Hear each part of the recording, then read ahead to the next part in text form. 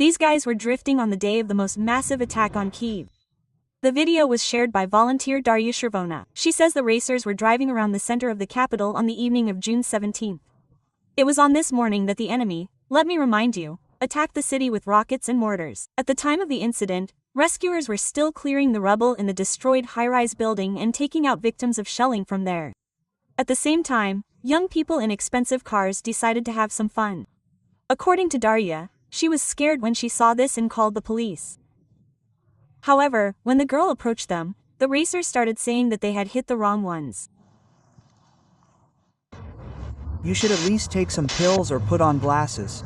You have the wrong car. You are driving like that. You are thinking with your head. You don't see what kind of car it is. The wrong car. The wrong car. And the girl says that she has already been to the police station and has given her explanations to the investigator. Let's see how this story will develop. Later it turned out that the guys were driving around Kyiv for the sake of content, because on their pages there are a lot of videos about cars and cutting on the roads.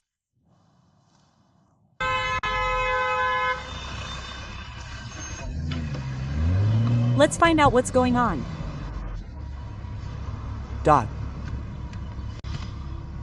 What is it? That's how it drives. And after this story, they decided to hold the drifters accountable. The Kyiv City Military Administration announced that they were preparing an appeal to the patrol police. In addition, the capital is working out mechanisms to combat drifters and drivers of cars and motorcycles with direct exhaust. After all, such loud sounds often scare children of civilians, as well as military personnel who have returned from the front and react very sharply to any loud sounds. For them, this is a very strong trigger. What punishment is required for drifting on the roads? Our journalists asked the people of Kyiv. And here's what they heard. And if it creates dangerous situations, yes, the threat of an accident for other road users, whether for cars or pedestrians, but in my opinion, it needs to be relearned. It would be better to force such drivers to at least take emergency driving courses and so on, so that they do not create such emergency situations. The fine is definitely so painful that no matter how much they give, they will not want to drift anymore. Well, probably fines, but I am for young people to have the opportunity to drift somewhere, so that they do it. It seems to me, the Cheka airfield is far away. I would like to, I see on Oshan, they circle there. It seems to me that they need to, well, splash it out somewhere, but where exactly? It would be very nice if it were not near buildings, so that they do not bother anyone. First of all, these are probably fines and some restrictions, for example, the same opportunities when you can take away drivers' licenses, because, well, it is extremely wrong if there are certain places for drifting. This should influence a person's consciousness, and to punish, I think, well, there is no point. What kind of punishment can a person be who does not realize that it is wartime?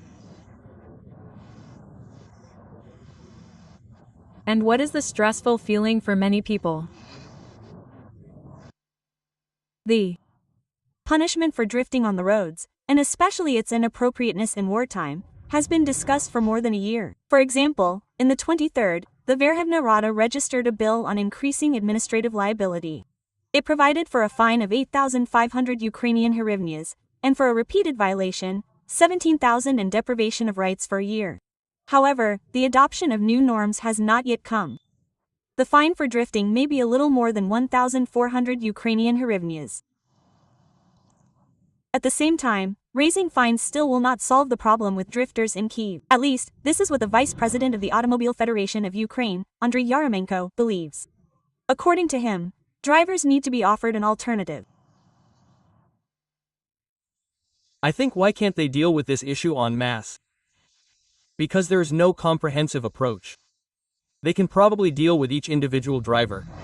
Stop, have a conversation, impose a fine. However, this is not a solution to a mass problem in everything, in the whole country. The fact that this should not be is 100%.